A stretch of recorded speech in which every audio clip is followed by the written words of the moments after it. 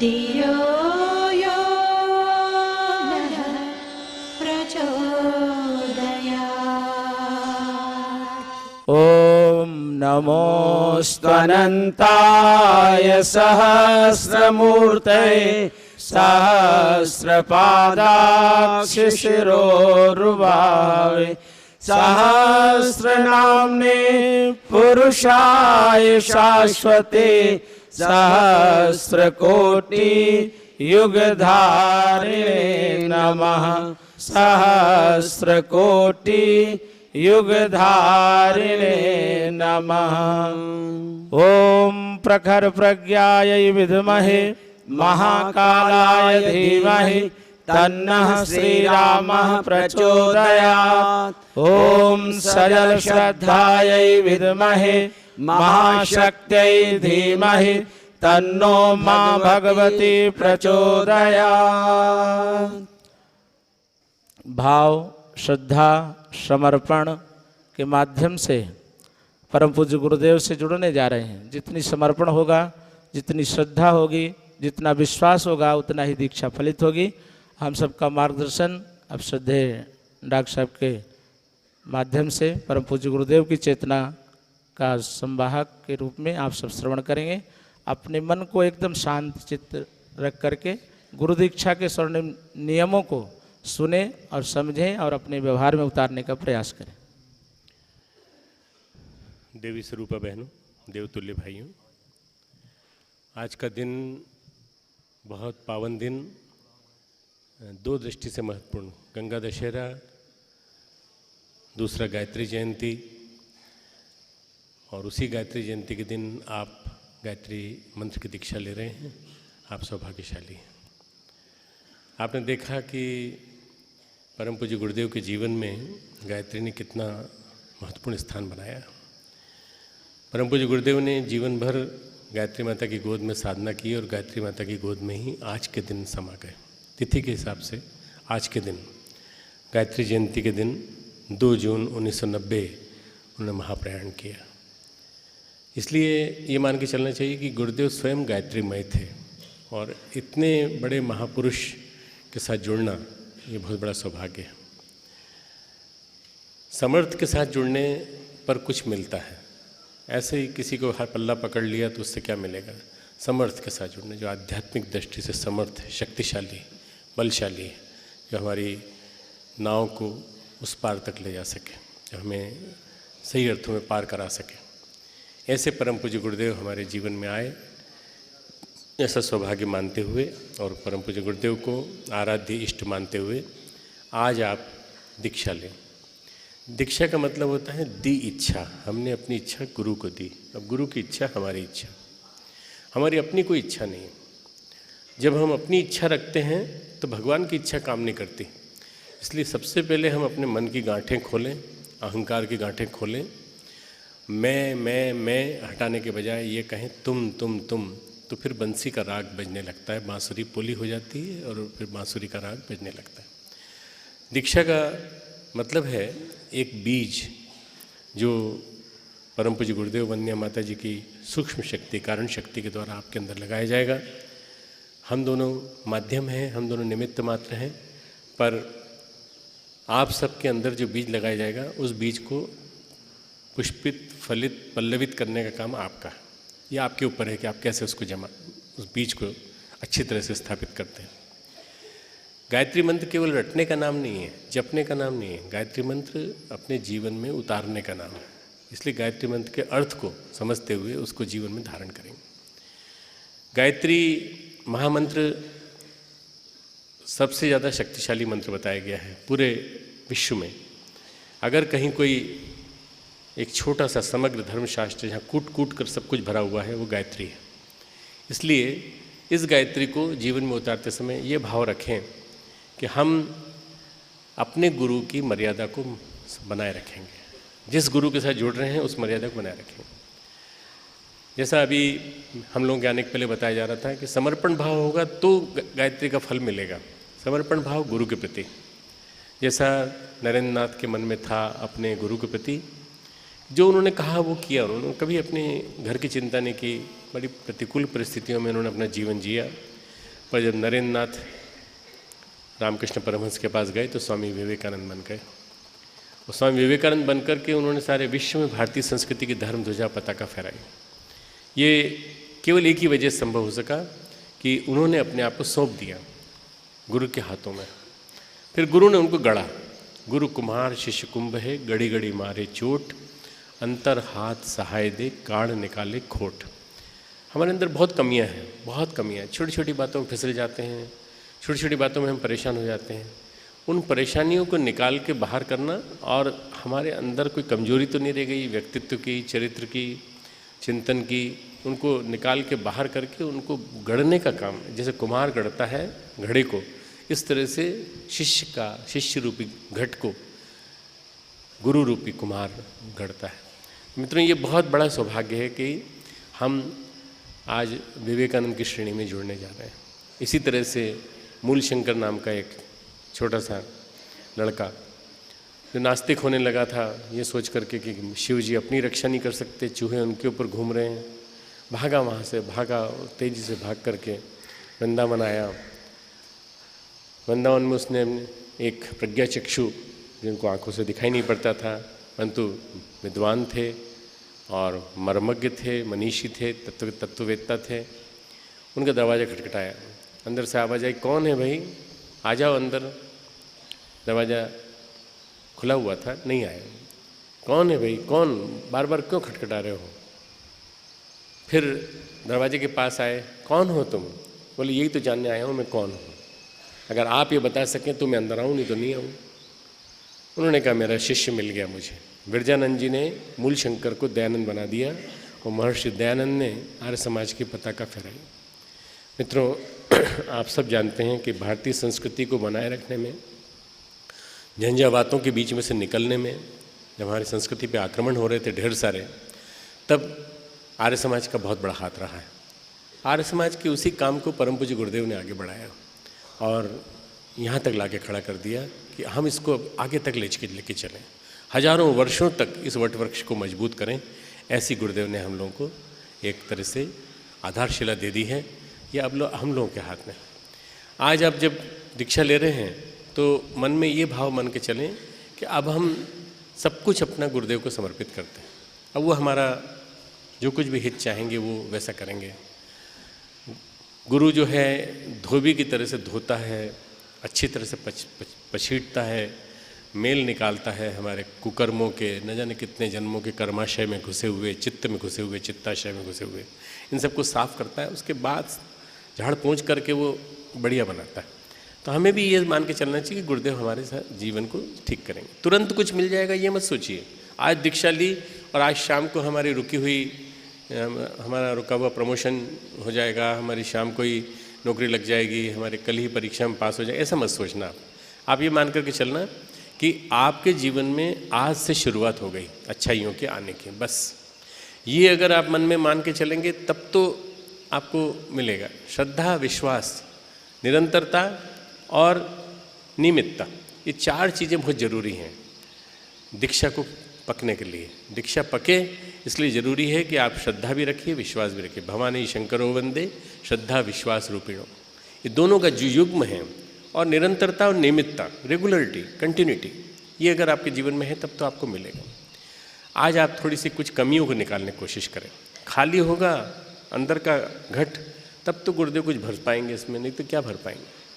मित्रों, गुरुदेव ने एक सबसे बड़ा पुरुषार्थ क्या किया कि उनके माध्यम से गायत्री घर घर पहुंच गई, जन जन तक पहुंच गई।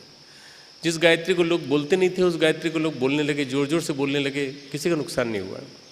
आज उन गुरुदेव और माताजी के साथ जुड़ना यानी अपना जीवन धन्य बना लेना। और आपके जीवन में शुरुआत हो गई, शुरुआत अच्छाइयों के शुभारंभ की। बस ये मान के चलिए कि धैर्य रखेंगे, धैर्य रख करके अपने जीवन को अच्छा बनाने की कोशिश करेंगे। एक एक करके अपनी कमियों को, बुराइयों को, अच्छाइयों को, बुराइयों को निकालेंगे, अच्छाइयों को धारण करेंगे। तो ये क्या कहलाता है? ये कहलाती देव दक्षिणा। देवत्व धारण करने के लिए दी गई दक्षिणा। आप अपनी बुराइयों को आज से छोड़ दें। क्या बुराइयां हो सकती हैं? आपकी बुराइयां आपके व्यक्तिगत जीवन की, आपके रोज़मर्रा के जीवन की, झूठ बोलना, पीठ पीछे बुराई करना, कड़वा बोलना, हर किसी के सामने किसी को अपमानित कर देना, ये छोटे छोटे से बुराइयां हैं। पर इन बुराइयों की वजह से हम डिग्रेड होते हैं, मतलब हमारी व्यक्तित्व का अधोपतन होता है। हम कैसे अपने व्यक्तित्व को ठीक करें, इसके लिए छोटी छोटी चीज़ों में निगाह डालिए। छोटी छोटी चीज़, ईर्ष्या करना, जेलसी करना, द्वेष रखना, सामने वाले के बारे में बुरा सोचना, इसका बुरा हो जाए, भले मेरा अच्छा हो ना हो परंतु इसका बुरा हो जाए, ये जितनी चीज़ें हैं इनको एक एक करके छोड़ने की कोशिश करें। गुस्सा करना भी ठीक नहीं है। घर में पत्नी के साथ झगड़ा, बच्चों के साथ झगड़ा, ऑफिस में स्टाफ के साथ झगड़ा, छोटी छोटी बातों में गुस्सा हो जाना, गुस्सा कोई अच्छी चीज़ नहीं है। गुस्सा अहंकार का प्रतीक है। दमित अहंकार गुस्सा बन जाता है। भगवान कृष्ण गीता में बहुत बड़ी बात कही है कि जो आदमी के जीवन में जो मनोकामनाएं होती हैं, जब उनको कंट्रोल कर, उनके ऊपर नियंत्रण नहीं कर पाता और वो दबाई जाती हैं, तो वो दबाने के बजाय उनको परिष्कृत करना चाहिए। तो उसके बाद क्या होता है कि वो संगात जायते, संग से ना आसक्ति से कामनाएं भड़कती हैं, और कामनाओं को दबाने से क्रोध भड़कता है, और क्रोध से आदमी की बुद्धि विमूढ़ हो जाती है, और बुद्धि विमूढ़ होने से आदमी नष्ट हो जाता है। तो इसलिए हमको कोशिश करना चाहिए हम क्रोध नहीं करें। आज आप एक संकल्प लीजिए कि आज से हम क्रोध नहीं करेंगे, गुस्सा नहीं करेंगे, विनम्र भाव रखेंगे। क्रोध बुराई पे करना चाहिए, अनीति पे करना चाहिए, पर इन छोटी छोटी बातों में गुस्सा नहीं करेंगे। तो मित्रों, एक तो अपने जीवन की, व्यक्तिगत जीवन की बुराइयाँ, दूसरा है खान पान की बुराइयाँ। आज हमारा खान पान बदल गया है, नकली हो गया है। न जाने क्या मिला हुआ है खाने पीने में, आपको मालूम भी नहीं है, और आपको परोक्ष रूप से कोई न कोई कुछ खिला देता है। आप होटल में खाने जाते हैं, वहाँ आपको मालूम भी नहीं कि उसमें मांस मिला है कि अंडा मिला है, कुछ नहीं मालूम, आपको मालूम नहीं। एक साजिश चल रही है पूरे विश्व में कि किसी तरह से शाकाहारियों को मांसाहारी बनाया जाए। मांसाहारी लोग शाकाहारी बनते चले जा रहे हैं विश्व भर में, पर हमारे देश में शाकाहारी लोग मांसाहारी बनते चले जा रहे हैं। ऐसा कुछ आपके मन में संकल्प आना चाहिए कि शरीर देह मंदिर है, ये भगवान का मंदिर है, और भगवान का मंदिर होने के नाते इसको 9 द्वारे पूरे देही, 9 दरवाज़ों की आध्यात्मिक राजधानी है। इस आध्यात्मिक राजधानी में, मंदिर में हम कोई गंदी चीज़ नहीं रखेंगे। उदाहरण के लिए मांस का टुकड़ा, मीट, अंडा, बहुत छोंके हुए, बघारे हुए जितनी चीज़ें होती हैं वो नहीं खाएंगे। बहुत नशा करने वाली चीज़ें नहीं लेंगे, तंबाकू नहीं लेंगे, शराब नहीं पिएंगे, पान मसाला नहीं खाएंगे, ये सब चीज़ें छोड़ देंगे। इनसे शरीर प्रदूषित होता है, और भगवान का मंदिर प्रदूषित हो रहा है तो भगवान की चेतना नहीं आ सकती। आज आपको दीक्षा मिल रही है, पर दीक्षा प्रवेश तब करेगी अंदर जब आपके अंदर पवित्रता हो, और पवित्रता के लिए आपको अपना अन्नो वही मन, अन्न से मन बनता है, आपको अपने अन्न को शुद्ध करना पड़ेगा, सात्विक करना पड़ेगा। तो सात्विक होगा तभी आप अपने जीवन को सही बना पाएंगे। इसलिए सबसे पहले खान पान पर नियंत्रण। आज हमारे बच्चे जिद करते हैं, मम्मी पिज़्ज़ा खाना है, मम्मी नूडल्स खाना है, तो हम उनकी जिद मान लेते हैं और हम भी उनके साथ खाते हैं, हम भी उनको खिलाने ले जाते हैं। चलो महीने में एक बार कभी खा लिया, कोई बात नहीं, कोई नुकसान नहीं। पर अगर रोज़ ही खा रहे हैं और एक दिन छोड़ के खा रहे हैं, 2 दिन छोड़ के खा रहे हैं, तो कैसे काम चलेगा? शरीर में जंक फूड इकट्ठा होते चला जाएगा और आपका चिंतन बिगड़ते चला जाएगा। चिंतन, और चिंतन बिगड़ने का मतलब ये है कि फिर आपको गुरुदेव की चेतना नहीं मिलेगी। इसलिए एक संकल्प ले लें, सात्विक भोजन करेंगे, आहार हमारा सात्विक होगा, नशा नहीं करेंगे, नशे से हम दूर रहेंगे, और इन सब चीज़ों पे ध्यान रखेंगे जिन चीज़ों के बारे में मैं आपको बता रहा हूँ। तीसरा है सामाजिक बुराइयाँ। सामाजिक बुराइयाँ फैशन, फिजूल खर्ची, अपव्यय, दिखावा, ये सारी सामाजिक बुराइयाँ हैं। इसमें हमारे दिमाग में बैठा हुआ है कि जितनी शादी में जितना पैसा खर्च करेंगे उतना ही हमारी शान शौकत बढ़ेगी। नहीं, आपकी शान शौकत नहीं बढ़ेगी। आप ये कह सकते हैं किसी से कि साहब हमारा पैसा है, हम उसको आग लगाएं, चाहे हम कुछ भी करें, फुलझड़ी जला दें, हो सकता है आप ऐसा कहें, पर आप सामाजिक प्राणी हैं, और सामाजिक प्राणी होने के नाते आपको ये कहने का कोई अधिकार नहीं है। आपको किसी भी स्थिति में कोई भी चीज़ ऐसा करने का अधिकार नहीं है जहाँ आप ये कह सकें कि हमें अपने पैसे को फूंकने का अधिकार है। आपको उस पैसे को समाज के लिए लगाना चाहिए, तो उस पैसे को बचाइए, समाज के लिए लगाइए। तो हम सामाजिक दुष्प्रवृत्तियों को छोड़ेंगे। दुनिया भर की जो दुष्प्रवृत्तियाँ हैं, बुराइयाँ हैं समाज में, मृतक भोज है, मूढ़ मान्यताएं हैं, प्रथा परंपराएं हैं, अंधविश्वास है, इनको छोड़ने का संकल्प लें। मित्रों, ये 3 बुराइयाँ छोड़ने के बाद आप पवित्र हो जाएंगे, बिल्कुल सही हो जाएंगे, पात्र बन जाएंगे, आप सुपात्र बन गए, योग्य बन गए। इसके बाद आपको 5 नियम जीवन में धारण करना है। ये हैं उपासना, साधना, आराधना, ये योग हैं। और समयदान, अंशदान, ये 2 तप हैं। योग और तप का ये युग में जब आपके जीवन में रहेगा तो आप निश्चित रूप से मानकर चलिए कि आपके जीवन में महानता का अवतरण हो जाएगा। उपासना का मतलब होता है भगवान के पास बैठना। परमात्मा के पास बैठने का मतलब होता है परमात्मा जैसा बन जाना। परमात्मा उसी को अपने पास बैठने देगा जो पवित्र होगा। परमात्मा उसी को अपने पास बैठने देगा जो उसकी अच्छाइयों को अपने जीवन में धारण करने के लिए कृत संकल्प होगा, प्रयत्न करेगा। आग के पास बैठते हैं तो गर्म हो जाते हैं, ठंडक के पास बैठते हैं ठंडे हो जाते हैं। तो फिर भगवान के पास बैठ के भगवान का एक गुण क्यों नहीं जीवन में उतारते? करुणा, उदारता, दया, विवेकशीलता, कर्तव्यपरायणता, ये जीवन में क्यों नहीं उतरता? आरती तो करते हो, भगवान को प्रार्थना भी करते हो, ढेर सारी कथाएं चलती हैं, ढेर सारे मंदिर हैं, पर क्यों नहीं आदमी बदलता? केवल इसलिए नहीं बदलता कि उपासना नहीं करता। पास बैठने की प्रार्थना, हे भगवान हमें इस योग्य बना दो कि हम आपके पास बैठ सकें, हम आपके जैसे बन सकें। आपकी जितनी गुणों की, परमात्मा का नाम ही एक जो परिभाषा गुरुदेव ने दी है, सद्गुणों का समुच्चय भगवान है। तो उन सद्गुणों को अपने जीवन में खेती करने की कोशिश करिए ना, एक एक करके रोज प्रार्थना करिए। और भाव विवल होकर की गई जब साधना उपासना कहलाते हैं। भाव विवल होकर अपने आप को विलीन कर दिए, सूर्य का ध्यान करिए और ध्यान के साथ साथ अपने मन को परमात्मा के चरणों में लगाने की कोशिश करिए। भगवान कृष्ण ने गीता में कहा है कि तुम्हारा मन भागे, ये तो निश्चरति मनः चंचलम अस्थिरम, जब जब मन भागे, चंचल हो जाए, स्थिर हो जाए, ततः ततः नियमित तद आत्मन्य वशम नयत, तो उस मन को मेरे में लगा दे, मेरे चरणों में लाके लगा दे। मन आपका भी चंचल होगा। माला करते होंगे, उठा के देखते हो कि नहीं? माला उठा कितनी बार देखते, कितनी हो गई, फिर नीचे रख ली, खत्म ही नहीं हो रही, मालूम नहीं। 3 माला का व्रत ले लिया, 3 माला भी पूरी नहीं होती, 5 माला पूरी नहीं होती, 27 माला करते हो पर माला एक में मन नहीं लगता। 3 माला करें, 1 माला करें, 24 मंत्र जपें, तो मन लगा के भाव विवल होकर अपने भावों को उड़ेल दें।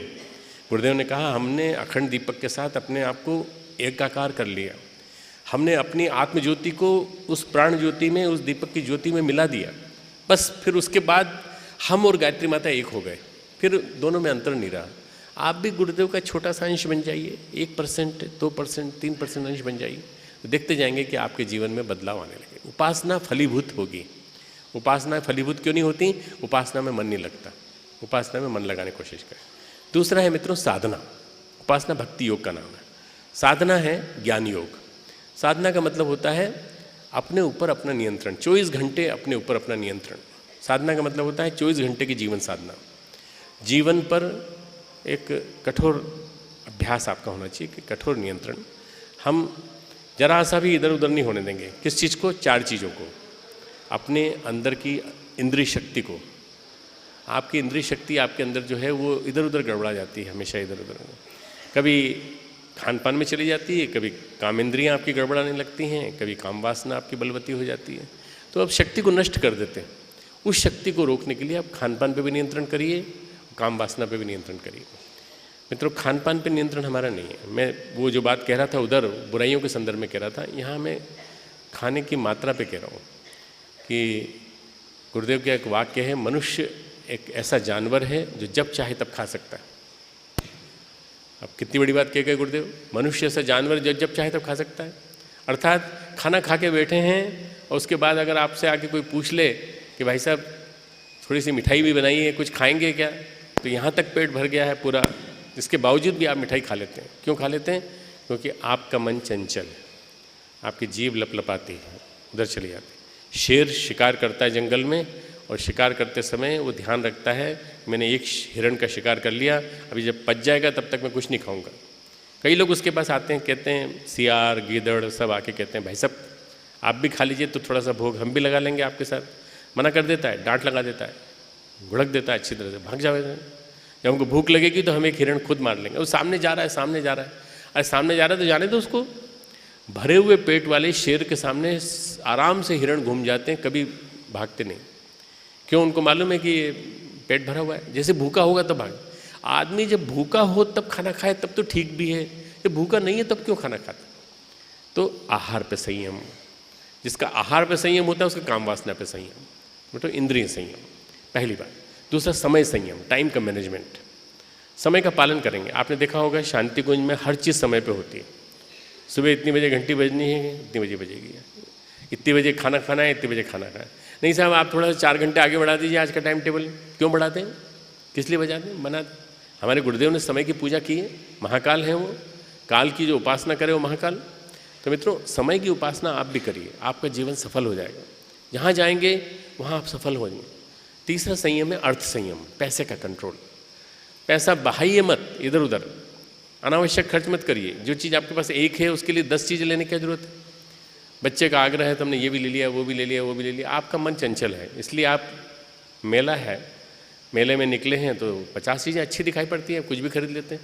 आप पैसा बचाइए ताकि भगवान के काम में लगा सकें, मिशन के काम में लगाइए, शांति कुंज के काम में लगाइए, यहाँ दीजिए, हम इसको अच्छे काम में लगाएंगे। अभी कल हमने यहाँ से 10,000 लोगों का भोजन भेजा है वहाँ 4 धाम में। क्या ज़रूरत है, सरकार बैठी है, हम क्या करते हैं, हम क्यों करें। नहीं, आप लोग देते हैं हमें, तो हमारा फ़र्ज़ बनता है कि जो लोग यहाँ से जाके 4 धाम यात्रा में अपने स्थान पे फंस गए हैं, हमने हेलीकॉप्टर से उनके पास खाने के पैकेट भिजवाए मित्रों, और कंबल भिजवाए हैं ताकि ठंडक में उनको रक्षा हो सके। ये क्यों किया आपने, क्योंकि हमने पैसा बचाया है, वहाँ से पैसा बचा के उनके लिए लगाया है। ऐसा आप भी बचाइए, हमें दीजिए, हम उसको उपयोग करेंगे सही काम में। चौथा संयम, अंतिम संयम है मित्रों, जिसको आप अपने जीवन में उतार सकते हैं, विचार संयम। अच्छे विचारों की साधना, विचारों को जीवन में उतारने की और विचारों को जीवन में एक तरह से कल्टीवेट करने की साधना। अच्छे विचार आने के लिए स्वाध्याय जरूरी है। स्वाध्याय करेंगे तो अच्छे विचार आएंगे, नहीं तो नेगेटिव विचार आते रहेंगे। जो आदमी हमेशा विधेयात्मक सोचता है उसके जीवन में हमेशा विधेयात्मकता रहती है। नेगेटिविटी एक प्रकार का पाप है,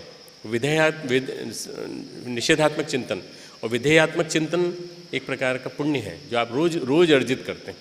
रोज अपने जीवन में विधेयात्मकता को अर्जित कीजिए और अपने आप को कहिए मैं बड़ा आत्मविश्वास संपन्न हूँ, मेरा बड़ा गुरु बड़ा मजबूत है, मेरे साथ कभी गड़बड़ नहीं होगी, मेरे साथ कोई गलत नहीं होगा। आप ये हमेशा कहते रहेंगे तो आप हमेशा मजबूत रहेंगे। गुरुदेव की पुस्तक है 1940 की, मैं क्या हूँ, उसको पढ़िएगा। आत्मविश्वास संपन्न बनिए, सशक्त बनाइए अपने आप को। और मित्रों, इसके लिए आपको अखंड ज्योति की पत्रिका का स्वाध्याय नियमित रूप से करना पड़ेगा। गुरुदेव ने 3200 किताबें लिखी हैं, उन किताबों को पढ़ते रहिए। ढेर सारा साहित्य रचा गया है, ढेर सारा साहित्य गुरुदेव ने लिखा है, इनको पढ़िए। अखंड ज्योति का 1 पन्ना रोज पढ़ के सोइए, आप देखिए आपके जीवन में अच्छाइयाँ आती चली जाएगी।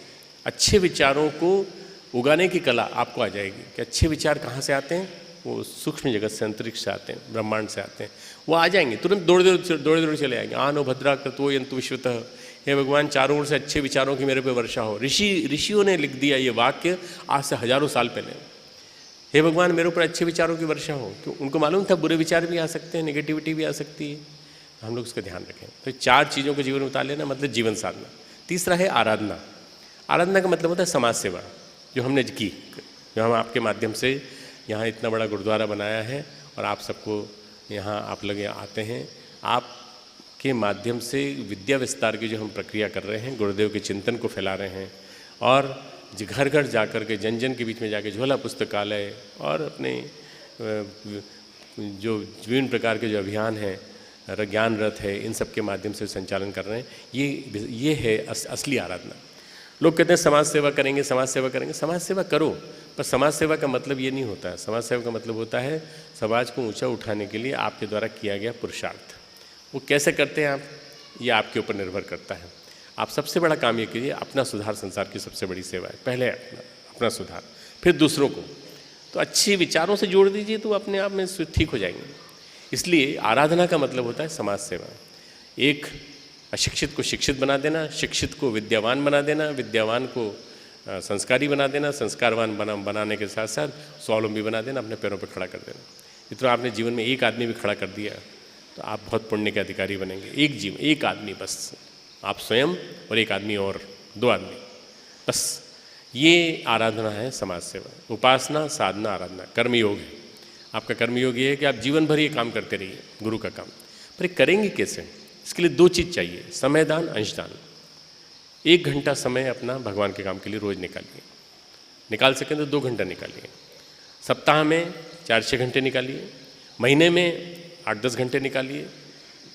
1-1 घंटा रोज़ ना निकाल सकें तो 8-10 घंटे एक साथ निकाल लीजिए महीने में। और ये आप जो निकालेंगे, इससे, इस समयदान से हम आपका उपयोग करेंगे भगवान के काम में, गुरुदेव के विचारों को जन जन तक पहुंचाने में आपका उपयोग करेंगे। आप स्वयं सोचेंगे कि समाज के लिए काम करते करते हमारे जीवन में भी बदलाव आने लगा। आप गुरु दीक्षा तभी फलित होगी जब आप समयदान का व्रत लेंगे। आज हम समयदान देंगे और समयदान अपना भगवान के काम में, गुरुदेव के काम में, महाकाल के काम में, युग देवता के चरणों में श्रद्धांजलि अर्पित करने के लिए करेंगे। अंतिम है मित्रों अंशदान। अपनी कमाई का एक हिस्सा भगवान के काम में लगाएंगे। एक हिस्सा बस, एक दिन की कमाई दे दीजिए, 20 पैसा दे दीजिए रोज, 1 रुपये रोज दे दीजिए, 2 रुपये रोज दे दीजिए। सारा मिशन इसी से खड़ा हुआ है पूरा। 6-6 रुपया, 8-8 रुपया महीने में लोगों ने मनी ऑर्डर कर करके इस मिशन को खड़ा किया है। इतनी जो बड़ी बड़ी बिल्डिंगें बनी दिखाई देती हैं आपको, ये सब अंशदान से बना है, पूरा अंशदान से बना है। लाखों करोड़ों व्यक्ति इसके मिशन से जुड़े हैं। और मित्रों भोजन निःशुल्क, रहने की व्यवस्था निःशुल्क, लाइट निःशुल्क, सब कुछ यहाँ, कोई किसी प्रकार का कोई खर्चा नहीं है। ये किस लिए किया है गुरुदेव ने? गुरुदेव ने कहा है लोगों का हम पे विश्वास है, हम लोगों के लिए करेंगे, उनके जीवन में अच्छाइयाँ लाने की कोशिश करेंगे। पर जिस दिन ये विश्वास टूट जाएगा उस दिन हम समझ लेंगे कि लोग हम पे विश्वास नहीं करते। तो आपका विश्वास हम पर है, इसलिए आप हमें देते हैं और हम उसके बदले में आपको प्रदान करते हैं। मित्रों इस गुरुद्वारे में हजारों आदमी रोज़ भोजन कर रहे हैं। न जाने कितना कार्य हम आपदा प्रबंधन के माध्यम से कर रहे हैं। पूरे देश में, पूरे भारत, जहाँ कहीं विपत्ति आती है हम लोग जगह जगह स्थान जाते हैं। देव संस्कृति विश्वविद्यालय में लगभग 4000-5000 से ज़्यादा बच्चे प्रतिवर्ष पढ़ते हैं। मित्रों इन लोगों के भोजन का खर्चा सब मिला करके इनके प्रति माह का खर्चा प्रत्येक व्यक्ति का लगभग 5000 रुपये करीब आता है आज के समय में। परंतु मित्रों हम उनसे केवल सब्सिडाइज फी लेते हैं 2000 रुपया। इसके बावजूद भी आधे 50-60 बच्चों की फीस माफ़ कर देते हैं क्योंकि वो नहीं दे पाते। आप उन बच्चों को विद्यादान देने के लिए आप एक बच्चे की फीस देने का व्रत ले सकते हैं। आप नहीं ले सकते तो आपका प्रज्ञा मंडल ले ले, आपका शक्तिपीठ ले ले कि एक बच्चे की फीस हम देंगे। कितनी होती है? साल भर की फीस होती है 30,000 रुपये, हम देंगे, हम इकट्ठी करेंगे, इकट्ठा करके देंगे। आपको पुण्य मिलेगा। सब लोगों को, जो आपके शक्तिपीठ के, प्रज्ञा मंडल के, महिला मंडल के, स्वाध्याय मंडल के, जो युवा मंडल के जो सदस्य हैं, उन सबको पुण्य मिलेगा कि हमने एक कार्यकर्ता के लिए दिया। अगर आप देंगे नहीं तो मिलेगा कैसे? इसलिए आज आप संकल्प लें कि हम गुरुदेव को देंगे, बदले में मिलेगा। देने पर ही मिलता है, ये ध्यान रखिए। खाली हाथ रहेंगे तो इस हाथ में सब कुछ आ जाएगा, हाथ में भरा हुआ है सब कुछ, देने का मन नहीं है, तो फिर आप समझ लीजिए गुरुदेव को भी देने का मन नहीं है। गुरुदेव भी आपको शक्ति नहीं देंगे। इसलिए बुरी आदतें छोड़ने के साथ साथ कुछ आपके जीवन में जो द्रव्य है वो आप गुरु के काम के लिए अलग से निकालिए, ताकि हमारे यहाँ का नियमित रूप से जो खर्च है वो बराबर चलता रहे और हम आपके लिए सुख सुविधाएं जुटा सकें, रहने की सुविधाएं जुटा सकें। समाज का काम, समाज को श्रेष्ठता की ओर ले जाने का काम, युग निर्माण का काम, महाकाल का काम हम कर सकें। मित्रों आप कमर सीधी कर लीजिए। दीक्षा का समय आ गया। दोनों हाथ ऐसे खांचा बांध लीजिए इस तरह से, और अंगूठा अपना इस तरह से रख लीजिए, छाती से लगा लीजिए। अपने दोनों हाथों को छाती से लगा लीजिए।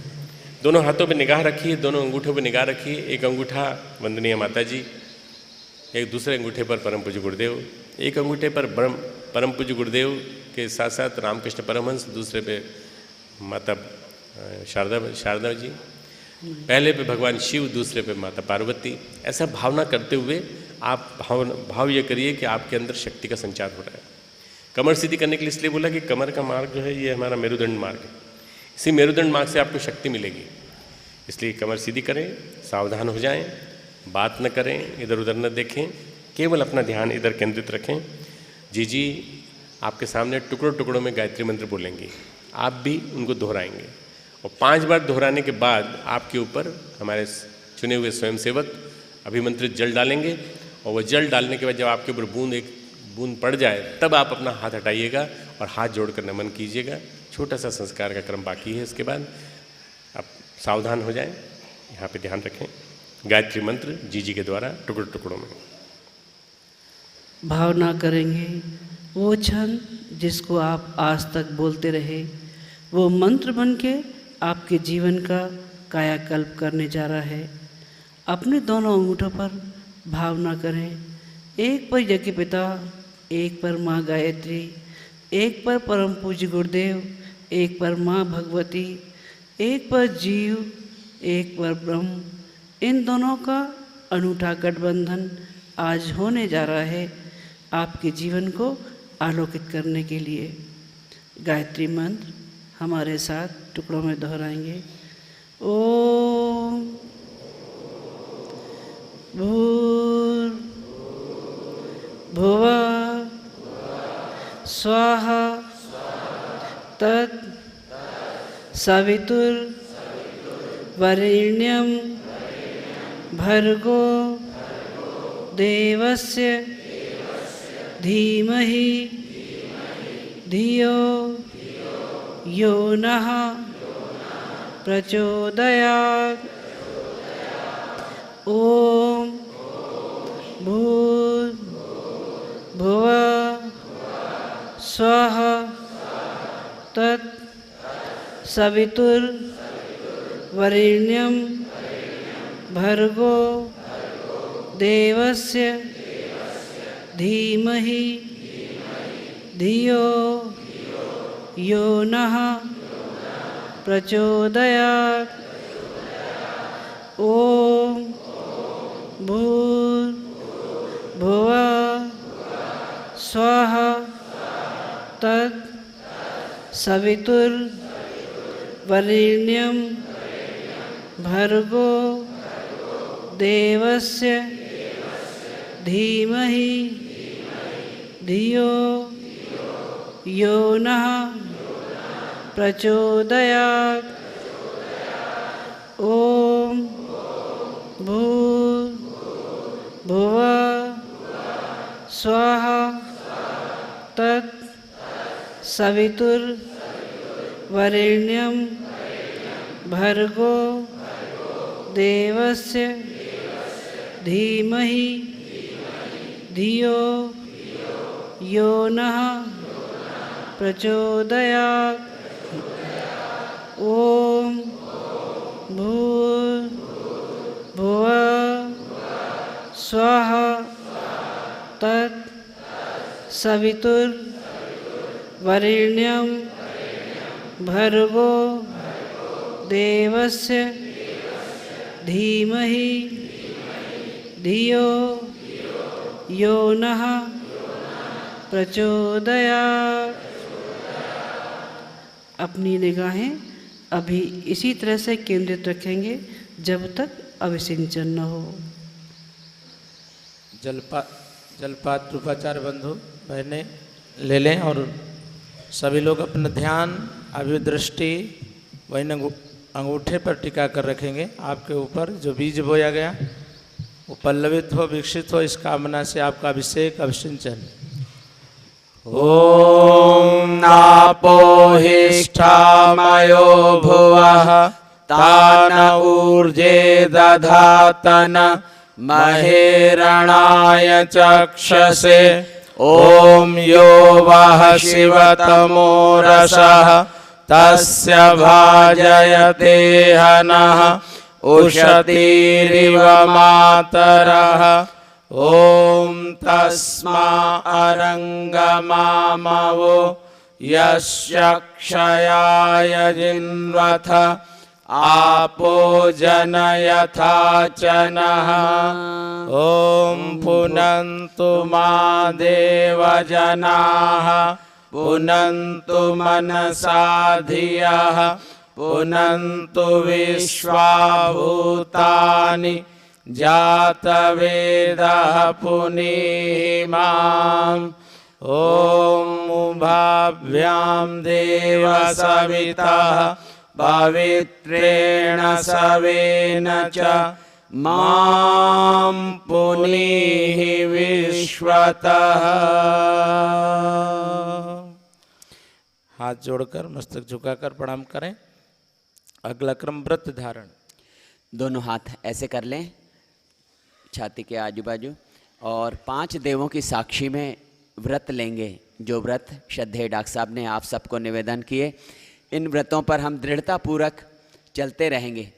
गुरु 5 देवों की साक्षी में एक सूर्य, एक चंद्र जो हमेशा विद्यमान है, और अग्नि और वायु और हमारी आत्मा, आत्मा के रूप में गुरु हमारे साथ में है। अब ऐसा भाव करते हुए 5 देवों की साक्षी में व्रत लें। बोलिए, दोहराते चलेंगे। बोलिए, ओम ओम अग्ने अग्ने व्रतपते व्रतपते व्रतम व्रतम चरिष्यामि। चरिष्यामि। हाथ जोड़ के प्रणाम करें। ओम अग्नये नमः। ओम अग्नये नमः। ओम सूर्य ओम सूर्य व्रतपते व्रतपते व्रतम व्रतम चरिष्यामि। चरिष्यामि। ओम सूर्याय नमः। ओम सूर्याय नमः। ओम चंद्र ओम व्रतपते व्रतपते व्रतम व्रतम चरिष्यामि। चरिष्यामि। ओम चंद्राय नमः। ओम चंद्राय नमः। ओम वायो व्रतपते व्रतपते व्रतम व्रतम चरिष्यामि। चरिष्यामि। ओम वायवे नमः। ओम वायवे नमः। ओम व्रतानां ओम व्रतानां व्रतपते व्रतपते व्रतम व्रतम चरिष्यामि। चरिष्यामि। ओम इंद्राय नमः। ओम इंद्राय नमः। गुरुदक्षिणा संकल्पः। अब दक्षिणा गुरु दक्षिणा का संकल्प करेंगे। दीक्षा के साथ में गुरु दक्षिणा जरूरी है। अभी श्रद्धेय डॉक्टर साहब द्वारा जो दीक्षा के अनुशासन बताए गए, अब उन्हें संकल्प रूप में स्वीकार करना है। दाहिने हाथ में अक्षत पुष्प और कुछ द्रव्य हाथ में रख लीजिए। कभी भी देव मंदिर पर, गुरु के पास या देवालय पर जाते हैं तो खाली हाथ नहीं जाते, कुछ ले करके जाते हैं और कुछ पा करके आते हैं। गुरु कभी खाली हाथ वर्ण नहीं करना चाहिए। अन्य पद्धतियों में और शास्त्रीय परंपरा में गुरु वर्ण के साथ में गौदान की परंपरा भी होती है। यहाँ पर आप गुरु दक्षिणा में जो कुछ भी गुरु चरणों में अपनी कमाई का अंश समर्पित करना चाहें, यहाँ चिकित्सालय, देवालय, विश्वविद्यालय और इस आश्रम व्यवस्था में जो सहयोग आपके द्वारा होगा, आप सबके द्वारा सहयोग से ही ये सब व्यवस्थाएं बनती हैं। इसलिए अपने मन को और दिल को खोल करके दान का संकल्प करना चाहिए। दान में और जीवन में कृपणता का संस्कार समाप्त हो जाना चाहिए। कृपणता पूर्वक दान नहीं दिया जाता, श्रद्धा पूर्वक दान।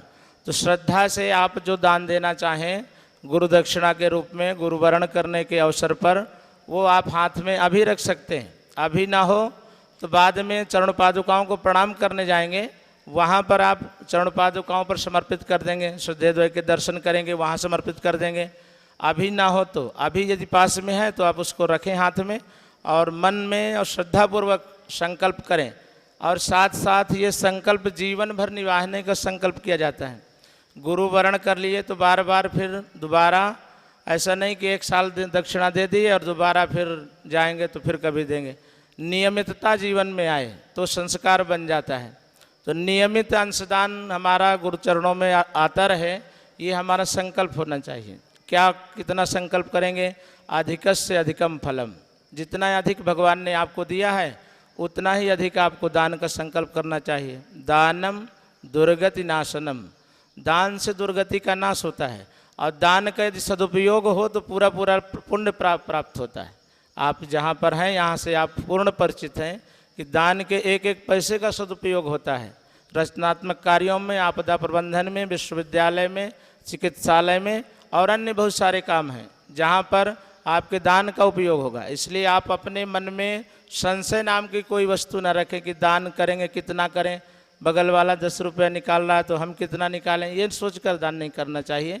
गुरु चरणों में आप अपनी श्रद्धा से जो देना चाहें उसका संकल्प करें और नियमित उसको आगे बढ़ाते रहेंगे। इन संकल्पों के साथ में दाहिने हाथ में अक्षत पुष्प रख लीजिए और अपने गोत्र का स्मरण करेंगे। गोत्र का नाम यदि आपको अपना ध्यान न हो तो गुरु और शिष्य का मिलन जब हो जाता है तो गोत्र एक हो जाता है। परम पूज्य गुरुदेव का गोत्र है भारद्वाज गोत्र। आज से आपका गोत्र भी भारद्वाज है। आप जो भी दान पुण्य करें भारद्वाज गोत्र कह करके उच्चारण करेंगे तो वो दान का पुण्य फल आपको और आपके वंशजों को प्राप्त होगा। आप अपने पितरों की स्मृति में भी दान दे सकते हैं। पूर्वजों के नाम से चिकित्सालय, धर्मशाला बनती थी, यहाँ निर्माण कार्य चलता रहता है, उसमें भी आप दान का मन में भाव हो। 80G की सुविधा है आश्रम में, जो दान देते हैं उनको इनकम टैक्स में छूट मिलती है, तो उसका भी आप लाभ ले सकते हैं अकाउंट ऑफिस में। तो तो ये सब सुविधाएं आपको विस्तार से और भी बताई जाएंगी संस्कार प्रकोष्ठ के माध्यम से। अभी आप मन में अक्षत पुष्प लेकर के और द्रव्य लेकर के संकल्प के मंत्र को दोहराएंगे। साथ साथ कमर सीधी करके बैठ जाएं और ध्यान करें गुरुदेव का कि गुरु चरणों में हम अपनी श्रद्धांजलि पुष्पांजलि दक्षिणा अर्पित करने जा रहे हैं। कृपा पूर्वक गुरुदेव हमारी ये श्रद्धांजलि को स्वीकार करें। ओम विष्णुर्विष्णुर्विष्णुः श्रीमद्भगवतो महापुरुषस्य विष्णुराज्ञया प्रवर्तमानस्य अद्य श्री ब्राह्मणो द्वितीये परार्धे श्री श्वेतवाराहकल्पे वैवस्वत मन्वन्तरे भूर्लोके जम्बूद्वीपे भारतवर्षे भरतखंडे आर्यावर्तैक देशान्तर्गते हरिद्वार पुण्य क्षेत्रे भागीरथी पश्चिमे तटे शांतिकुंज गायत्री तीर्थ स्थले विक्रम संवत् 2070 पराभव नाम संवत्सरे मासा नाम मासोत्तमे मासे ज्येष्ठ मासे शुभे शुक्ल पक्षे दशमी तिथौ गंगा दशहरायां पुण्यतिथौ बुधवासरानितायाम अमुख गोत्रोत्पन्न। अपने गोत्र का नाम लीजिए, अपना नाम लीजिए। अब यहाँ से जो मंत्र शब्द बोलेंगे उन्हें आप सभी लोग दोहराएंगे एक साथ, एक स्वर में। गोत्र का स्मरण करें, बोलिए नामाहम नामाहम श्रुति श्रुति स्मृति स्मृति पुराणोक्त पुराणोक्त फल प्राप्त्यर्थम फल प्राप्त्यर्थम मम मम कायिक कायिक वाचिक वाचिक मानसिक मानसिक ज्ञात ज्ञात अज्ञात सकल दोष सकल दोष निवारणार्थम निवारणार्थम आत्म कल्याण आत्म कल्याण लोक कल्याणार्थम लोक कल्याणार्थम गायत्री महाविद्यायाम गायत्री महाविद्यायाम श्रद्धा पूर्वकम दीक्षितो दीक्षितो भवामि भवामि तन्निमित्तकम युग ऋषि वेद मूर्ति तपोनिष्ठ परम पूज्य गुरुदेव पंडित श्री राम शर्मा आचार्येण वंदनीय माता भगवती देवी शर्मणा च निर्धारितानि अनुशासनानि स्वीकृत्य तयोः प्राण तपः पुण्यांशम स्वान्तःकरणे दधामि तत्साधयितुं च समय प्रतिभा साधना नाम एकांशम। मन में बोल लीजिए जो दान देना हो और जो समय दान करना हो, दोनों को मन में बोलें। मन संकल्पित अब बोले नवनिर्माण कार्येषु प्रयुक्तुम गुरुदक्षिणायाः संकल्पम अहम करिष्ये। मस्तक से स्पर्श कर लें।